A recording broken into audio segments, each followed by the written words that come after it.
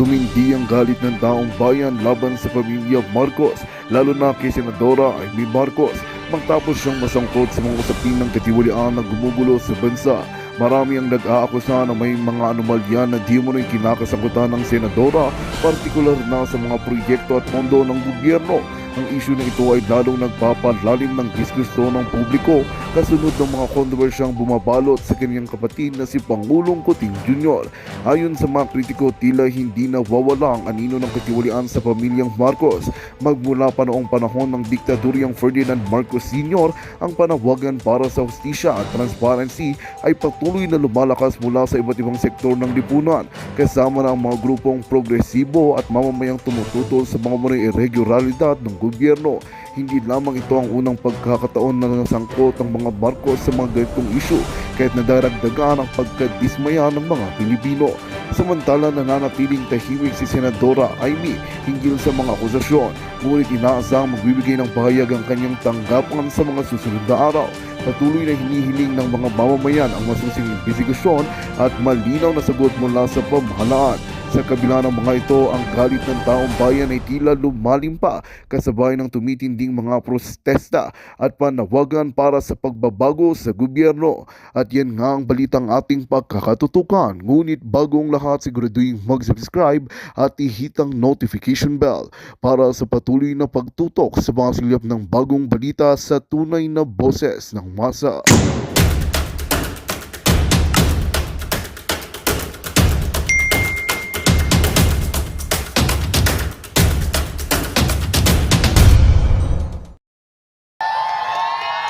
Ako po ang unang bumatikos sa kanila. Hindi pa siya umuupo. Yung po yung pagtanggal nila kay Attorney Vic Rodriguez. Ako po yung unang nag-vlog nun. At nung binlog ko po yun, kilala niyo po si Thinking Pinoy. Yan. Minessage niya po ako. Marami siyang sinabi sa akin at isinumbong niya ako dun kay Palaka. Dun sa Butod. Ngayon, itong si Butod ay nag-message po sa akin. Ang sabi niya, huwag ko daw pong awayin si Barney, si Thinking Pinoy. At huwag ko daw pong ituro yung bahay. Bakit ko naman ito? Anong meron sa bahay? Binigay niyo ba yung bahay? Yung ba'y naging bayad at sulsul niyo dun sa tao habang ini-endorse kayo nung eleksyon? Kilala ko po sila. Kilala ko sila. Kilala ko sila. Yung na-meet mo sila, kita mo na ba yung hitsura niyang parang bangag talaga siya? Sa kutis, makikita mo na ang isang tao ay palainom ng alak, may bisyo. Kasi kapag hindi ka natutulog, lumalabas po yan sa kutis. Kaya kita nyo kapag mas marami tayong tulog, pagising natin sa umaga, maganda tayo, di ba? Eh hindi nga sila natutulog. Tingnan nyo naman yung mga kutis, akala mo hindi mayayaman. Mas maganda pa yung kutis ko. Naka! Patayari ka ni Kukak! Hindi, sa totoo lang, pinupuri naman nila talaga yung kutis ko pag nakikita nila ako. Pero, huwag tayo maglaro ng bobo-bobohan sa katanga-tangahan. Correct! Diba? Huwag mo kaming laruin. Una sa lahat, katulad ko na 23 years ng OFW, ramdam ko po yung hirap. Matagal akong nahiwalay sa pamilya ko, tiniis ko yun. Na akala ko, yung sinuportahan kong presidente ay makakatulong sa mga OFW na katulad ko. Marami kang ipinangako sa mga OFW na hindi mo tinupad. Nabudol! Nabudol! Nabudol ka! Nabudol! Mambubudol! Mambubudol! Mambubudol! Mambubudol! Mambubudol! Bakit ka nabudol? Magaling umarte. Wow, artista! Artista, akala mo kung sinong mababait kapag nakaharap. Pag nakatalikod, Pag nakatalikod, ang kausap yung mga kapwa nila mayayaman. Diba? Sino ang sinuportahan nila? Kanino nila ibinigay lahat ng business? Lahat yung naiya, Yan, nahiya. Napunta na. Ginawang private sector, binigay sa mga kumpare, sa mga kumpadre. Yun ang ginawa niya. PCSO. PCSO, saan kayo nakakita na nagkaroon ng 433 winners na isang number lang ang tinayaan? Kay Bangaglan! Paano nakapagsampa ng kaso ang manager ng PCSO na ang lawyer na hinire sa US ay sikat at mamahaling lawyer? Nako, sino yan, madam? Yung lawyer, si Mel Robles. Mel Robles, Nagsampa ng milyonaryo. kaso kay Maharlika. Uh-huh. Ang ginawa niyang lawyer ay lawyer ni Johnny Depp. Wow, yayamanin! Na ang nagastos si Johnny Depp sa kasong yun ay $5 million. Saan kukuha ng $5 million yung taga PCSO? Sa luto. Di ba? Panalo. Luto. Linuluto nila yung loto. Linuluto ang loto. Ito pala, Madam Peoples, sa loto, sila araw-araw panalo. At sigurado.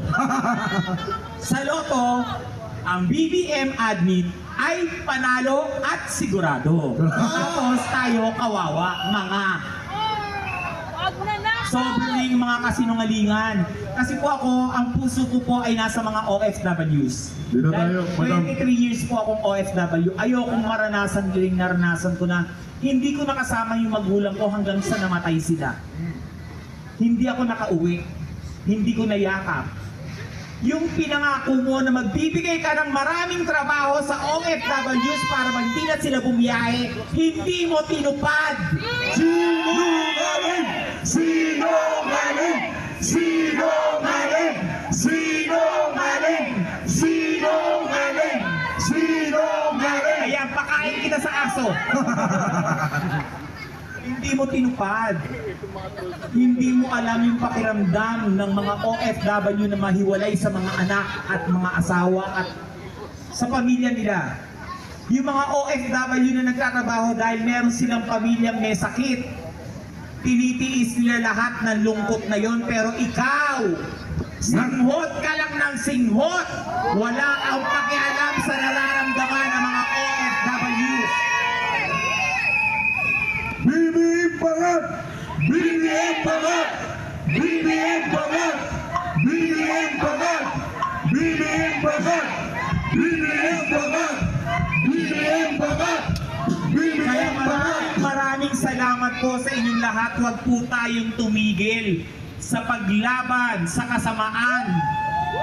Tuloy na po natin ang laban kahit umuulan. Bless po yan. Dahil meron pong kasabihan na there is always a rainbow after the rain. Pero kung hahayaan natin na mamuno ang isang adik, hindi na tayo makakakita pa ng magandang kulay na rainbow, kundi puro darkness. Tama. Kaya tuloy-tuloy lang po ang paglaban natin sa kasamaan ng administrasyong bangag.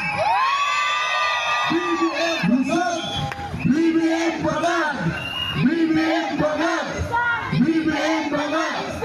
BBM Bangat! BBM Bangat! BBM Bangat! BBM Bangat! Maraming salamat po at na-share ko sa inyo yung istorya ko bilang isang OFW at pagpalain po tayo yung nawa ng Panginoong Diyos. Maraming salamat! Peoples Talakila! Kasunod na ngayon na ginugundur si Bibi Sara, parang sa kayo para sabihin niyo na sumuko na si Pastor Tiguloy. Hello, madam. Yung pakiusap namin sa'yo na yung kapatid mo magsalita tungkol sa hair follicle sa mga yung, 5,500 blood projects, ipinapakiusap namin sa iyo yan. Ang galing mo naman makiusap, pero yung pakiusap namin hindi ko pinapakinggan, madam. Huwag tayong manggagalit, huwag maasin. Saka alam nyo, wala akong pakialam kung magkapatid kayo dalawa ng presidente. Doon tumakbo kayo bilang isang politician, ibig sabihin, gusto nyo mag-serve sa mga Pilipino. Aalisin nyo dyan yung pamilya nyo. Walang pakialam ang magkapatid dito. Ang unang-unang iintindihin dyan ay yung mga Pilipino. Kasi kaya nga kayo tumakbo para pagservisyohan ng taong bayan. Hindi para magkutsaba kayo na magnakaw kung saan-saan. Pati asawa ng presidente nakikialam.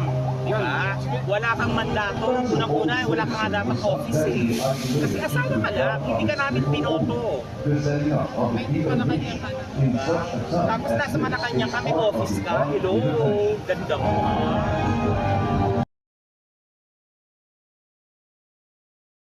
Talaga yung totoong dahilan kung bakit sumuko si Pastor Quiboloy. Alright? Anyway, mahaba yung post ni Attorney Torion, yung abogado ni Pastor Quiboloy. Basa tayong konti.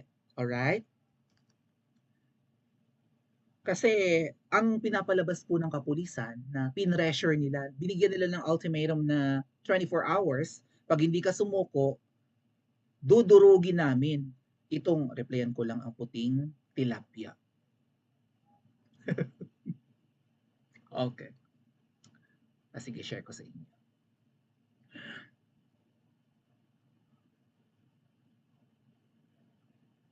Ay.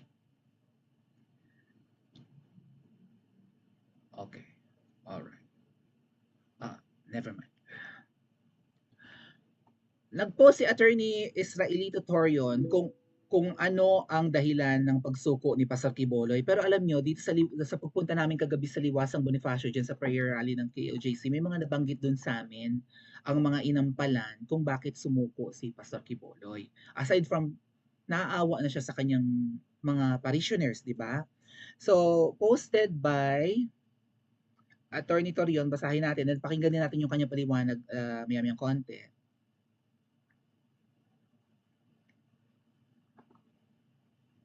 This is to inform the Filipino people that Pastor Apollo C. Quiboloy decided to surrender to the PNP AFP because he does not want the lawless violence to continue to happen in the KOJC compound, and he could not bear to witness a second longer sufferings that his flock was experiencing for many days. Naawa na si Pastor Quiboloy sa mga nasa loob ng KOJC. Pastor Quiboloy was actually waiting for positive results in relation to the legal remedies or vis-a-vis the legal remedies that his lawyers opted to avail. Hence, he was out of reach for a number of days. However, heart-wrenching and mind-boggling events transpired where a warrant of arrest has been turned into a license to convert his beloved KOJC compound into a police garrison. Abay, ginawa na nilang base ng pulis doon the sacred KOJC cathedral being desecrated, nag-okay na nga, nagkadasira na nga, pinaliparan ng helicopter para liparin yung kanilang solar panels, tumalsik sa bubong, di ba? Mababa lang yung lipad ng helicopter, nilipad tuloy ng hangin ng solar panel ng KOJC. Tingnan niyo kung gaano katarantado yung mga pulis na pumasok doon. Ang mga pulis doon, ang babantot, ilang araw na hindi nagbibisi, hindi nagpapalit ng uniforme. May mga pumasok doon, mukhang sanggano, may bata pa nga, pinagsuot ng uniform. Anong kabalahuraan yan, Tore? Anong kabalahuraan yan, Abalos? Under sa iyong kapulisan? Anong pinagagawa ninyo? Okay? So, hindi na maatim ni Pastor Quiboloy yan. School turned into a mining pit. Nagukay na nga. His followers as recipients of brutalities, one of whom even died, may namatay na. Scores endured. Many got arbitrarily arrested. Sa pilitang inaresto. Kung ano-ano pang ginawa. Yung mga sasakyan kinonfiscate. All of which caused Pastor Apollo Quiboloy's heart to bleed. No? Nasaktan na ang puso ng pastor, nagdugo ng araw. Hence, even if he has the right to await the result of legal remedies being resorted to by his lawyers, he decided to make the ultimate sacrifice by surrendering himself to PNP and AFP through the valiant yada yada yada yada yada yada. Kuha ni Pastor Quiboloy at ni, ayun na nga po yung picture ni Pastor Quiboloy at saka ni Attorney Israelito Torion. Ano po? And then mga ate at kuya, saan nagtago si Pastor Quiboloy? Ay hindi naman sa KOJC compound nagtago. Wala doon ang kanyang heartbeat, pero ang sabi ng kapulisan, doon daw. Okay. Saan nagtago ang ating ang butihing pastor ng KOJC? Siguro naman familiar na kayo sa picture nila ni di ba, ni Attorney Torion and ni Pastor Quiboloy.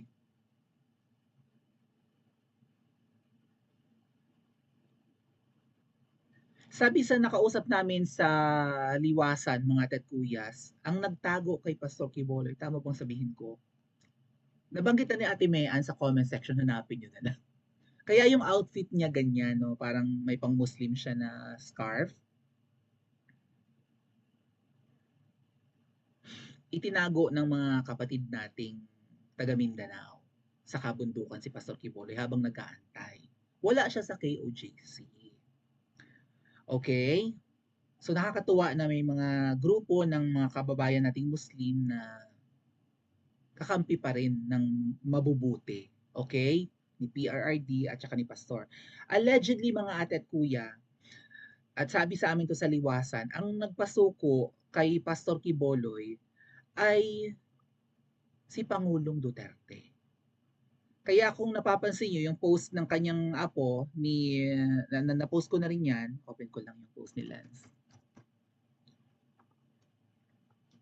Screenshot ko yan eh.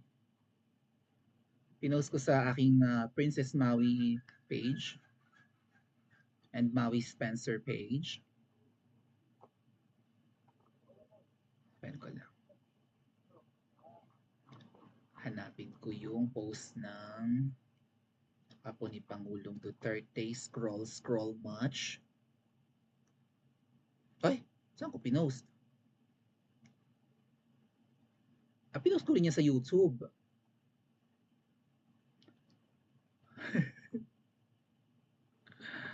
Binura ba ni Lance yung post niya? Pero shinare ko yun eh. Dali ha. Hinahanap ko kasi sa post ni Lance yung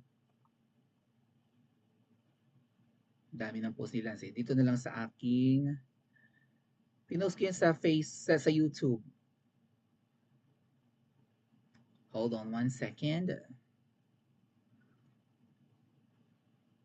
Di na nahiya sa ISAF, pati ba naman presidente gusto pa rin ipakredit sa PNP ang pagsuko? What? Ay, ang kapal naman. Pati si Kuting nagki-credit grab sa pagsuko ni Pastor Quiboloy. Ano yun, successful sila kaya ganun? Ito yung post ng apo ni Pangulong Duterte na shinare ko rin dito sa YouTube.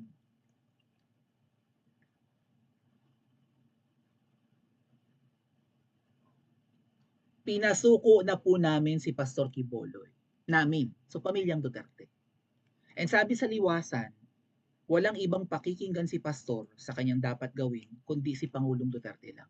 Payo lang ni Pangulong Duterte ang kanyang pakikinggan. And based from the statement of PRRD's apo na si Lance, pinasuko nila si Pastor Quiboloy. So kinausap ni PRRD, sumuko ka na.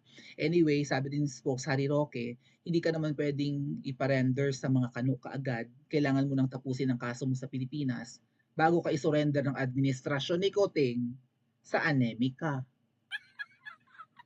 Hindi pa nga tapos litisin ang kaso ni Pastor Quiboloy sa Pilipinas, i-deliver sa Amerika si Pastor Quiboloy. Anong kainutilan mo to, Kuting? Anong katarantaduhan?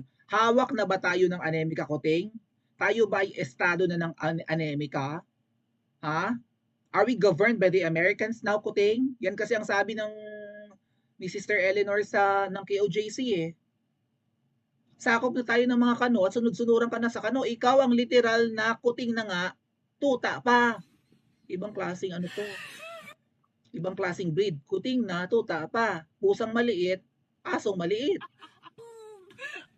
Si Kuting ay tuta ng kano. Anong sabi ng inquiry dito? For President Ferdinand Marcos Jr., sect leader Apollo Quiboloy did not surrender to the government but was for what? Ay, may sinasabi si bangag match. Bangag na naman si Kuting. Hindi daw sumuko, sabi ni Kuting. Oh my God, Kuting! Discuss nga natin sa susunod nating vlog ha. Hindi daw sumuko si Pastor Quiboloy, kundi pinwersa na lumutang dahil ang PNP ay lumalapit na sa kanyang hideout. Ang PNP ay nasa loob ng KOJC, malapit sa airport, malayo ang kabundukan sa airport. Anong lumalapit na ang pulis sa kanyang hideout? Kuting, bangag na naman si Kuting. Anyway, discuss natin yan mamaya or sa susunod kong live. Ano nangyari kay Kuting? Parang bangag na naman. Hindi siya sumuko, lumalapit na sa kanyang kuta sa pinagtataguan ng mga pulis. Sabi ni Kuting, oh. Or maybe sabi ng Inquirer, ano ba talaga? Ang sabi ng apo ni Pangulong Duterte, pinasuko nila si Pastor Kibuloy. Well, kasama na rin dun syempre ang dahilan na para hindi na ma-desecrate ang KOJC. Wala nang mamatay pa ulit. Sumuko na lang yung pastor. And I hope mga ate at kuya, meron ding plano. Sina Pastor Kibuloy, sina Pangulong Duterte. Sana strategy nila to. Anyway, baka nawalan din ng pag-asa si Pastor Kibuloy sa hearing ng mga senador. Kakulong-kulong na nga, kakontempt na nga si Torre, hindi naman na-contempt ni Senator Bato. Yung ibang senador doon, hindi naman nagtatanong, si Bato lang. Tapos pag nagtanong si Bato, wala siyang follow-up question, walang gisa-gisa.